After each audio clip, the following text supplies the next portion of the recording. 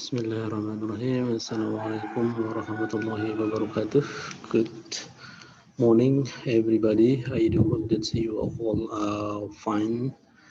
And today we are going to discuss chapter 7, narrative text about Sangkuriang, right? Oke, baiklah anak-anak sekalian. Kali ini kita akan membahas bab 7 narrative text dengan judul Sangkuriang, ya. What we are going to discuss about, apa yang akan kita diskusikan pada pertemuan kali ini.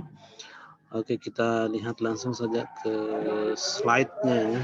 Yang pertama kita lihat di sini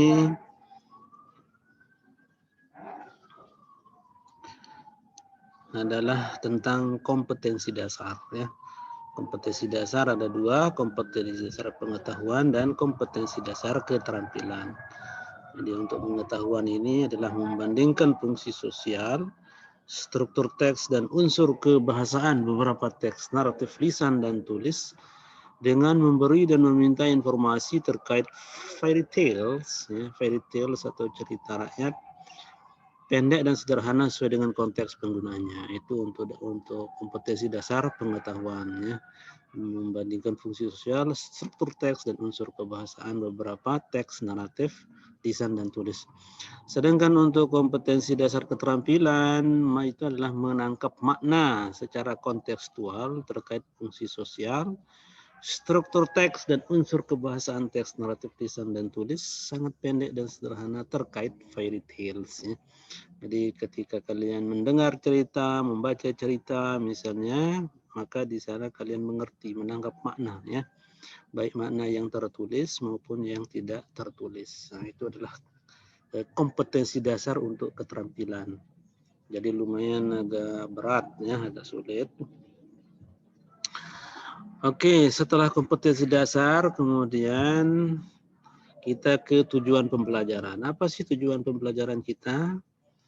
Tujuan pembelajaran kita adalah siswa dapat membandingkan dan menangkap makna, fungsi sosial, struktur teks dan unsur kebahasaan beberapa teks naratif lisan dan tulis dengan memberi dan meminta informasi terkait fairy tales pendek dan sederhana sesuai dengan konteks penggunaannya. Nah, itu tujuan pembelajaran kita, ya. Jadi dalam hal ini nanti yang akan ditangkap maknanya, yang akan dipahami itu adalah cerita tentang Sangkuriang, ya. Jadi tentang Sangkuriang ini nanti kalian bisa, you are looking for from many resources, ya. Bisa mencari dari banyak sumber, ya, di YouTube dan lain sebagainya. Oke, next selanjutnya adalah indikator pembelajarannya. Kita dikatakan, atau kalian dikatakan berhasil belajar untuk kali ini apabila yang pertama siswa dapat mengetahui pengertian teks naratif. Apa sih teks naratif itu? Itu kalian harus paham nanti, ya. Baru namanya belajar. Yang kedua, siswa dapat menyebutkan struktur teks dari teks naratif. Apa sih struktur teksnya dari teks naratif itu, ya? Nah, itu nanti kalian harus bisa pahami. Kemudian selanjutnya siswa dapat menyebutkan tujuan atau fungsi sosial dari teks naratif. Next, siswa dapat menganalisis unsur kebahasaan teks naratif. And then yang terakhir,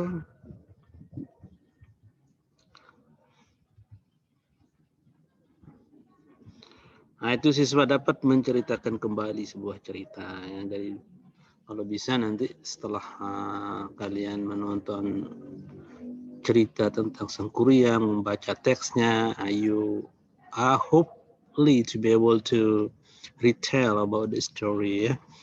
Jadi kalian diharapkan untuk bisa menceritakan kembali isi cerita tentang Sangkuriang itu.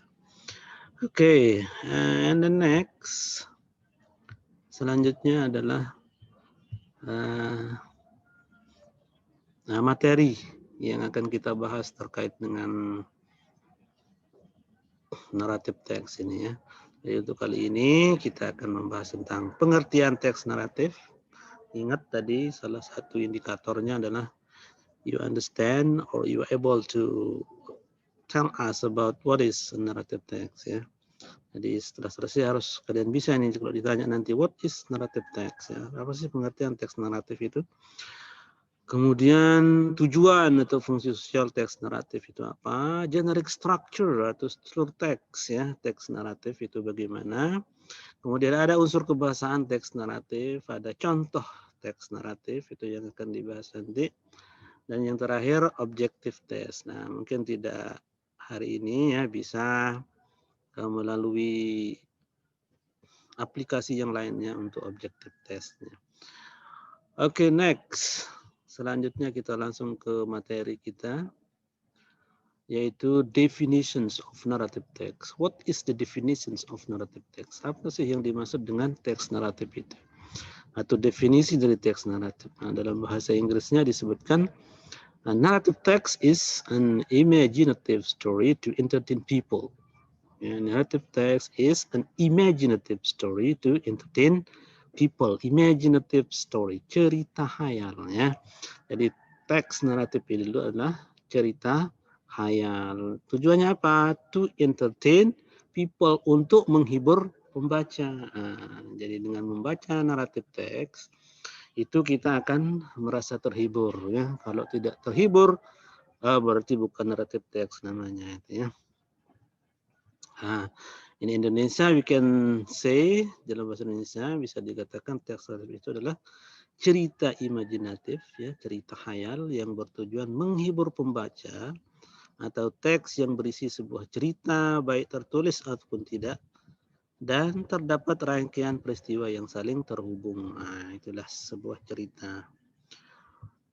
Oke, and the next ya, next is tujuan naratif teks ya, purpose, social purpose of narrative text.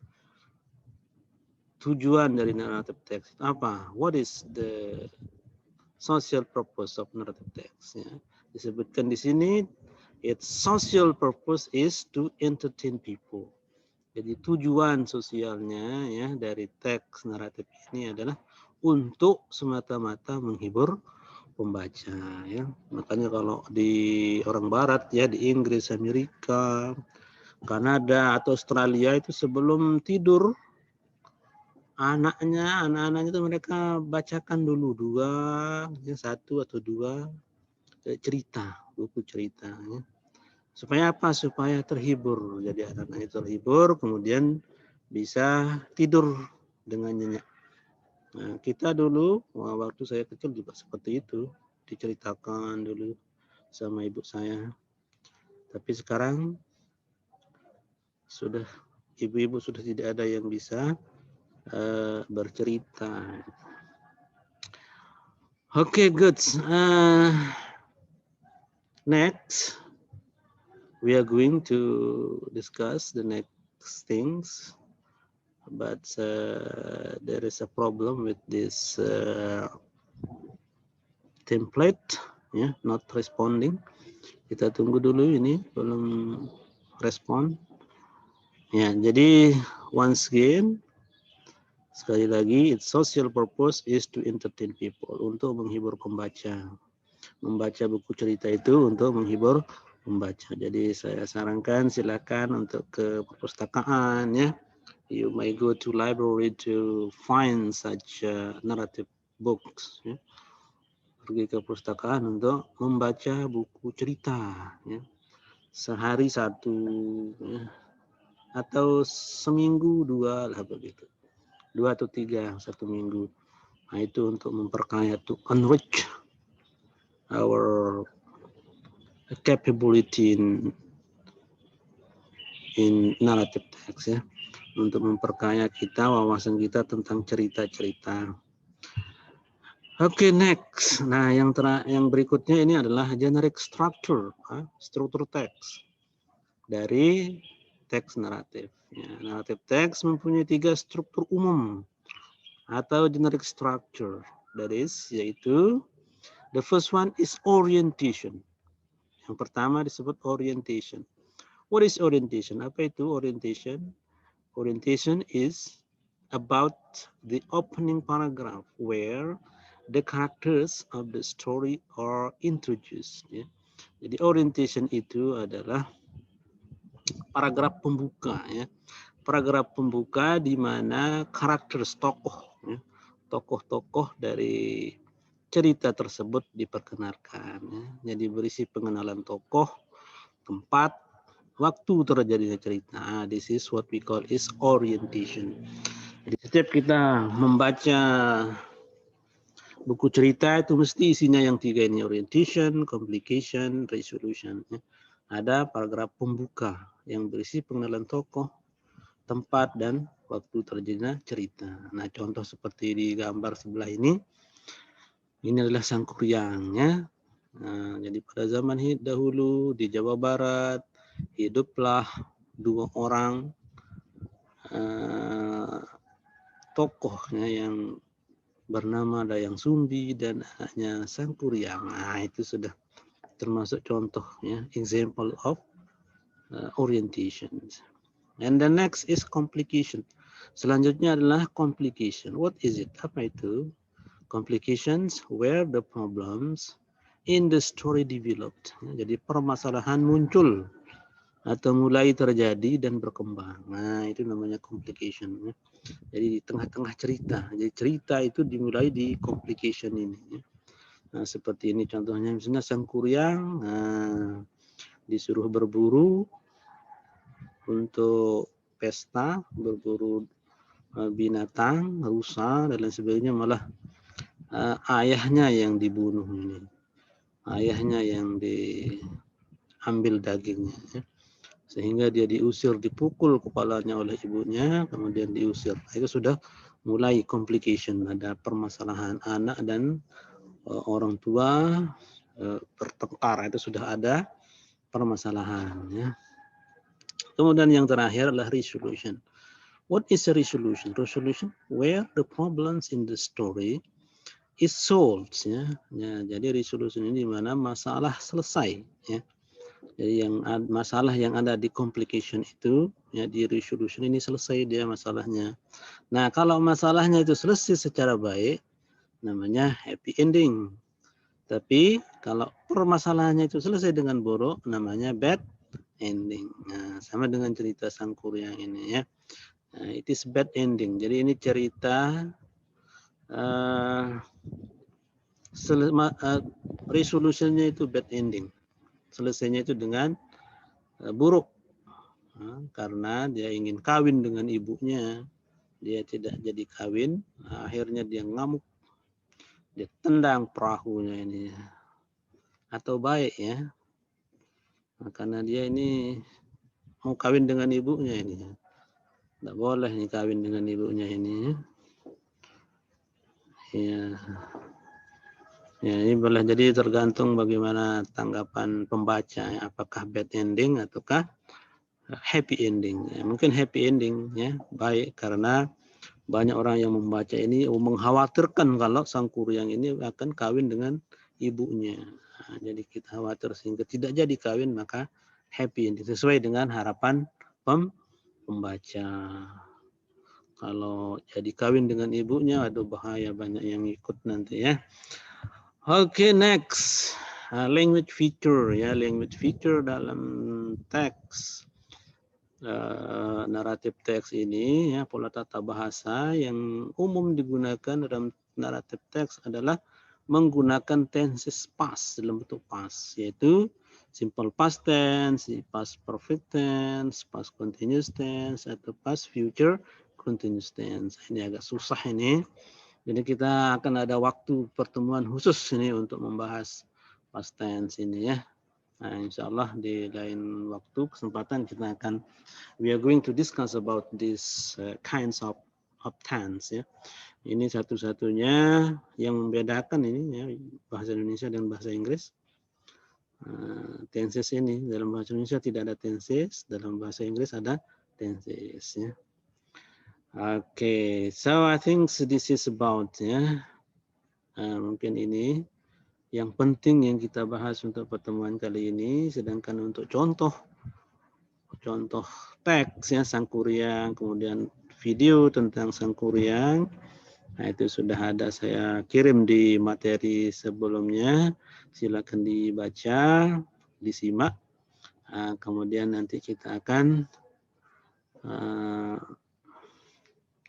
membahas, ya, menjawab evaluasi. Nah, ini ada evaluasi. Number two, what is narrative text? What is social function of narrative text? How many generic structure does narrative text have? Mention 3 generic structure of narrative text. State at least 3 example of narrative text that you know. Nah, ini adalah evaluasi pembelajarannya, ya. Silakan dijawab. Yang 5 ini kita bahas besok setelah ada pertemuan di kelas setelah masuk sekolah, ya. Nah, sedangkan untuk ulangannya nanti saya buat dalam bentuk Google Forms sehingga koreksi otomatis, tidak perlu kirim-kirim lewat WA. Ini bikin pusing kepala ini, ya, untuk periksa di WA. Lebih baik Google Forms atau quizzes, nanti bisa kalian jawab langsung, jawabannya ada di laptop. Mungkin demikian untuk pertemuan kita kali ini. Thank you very much for attention. Terima kasih banyak atas perhatiannya. Wassalamualaikum warahmatullahi wabarakatuh.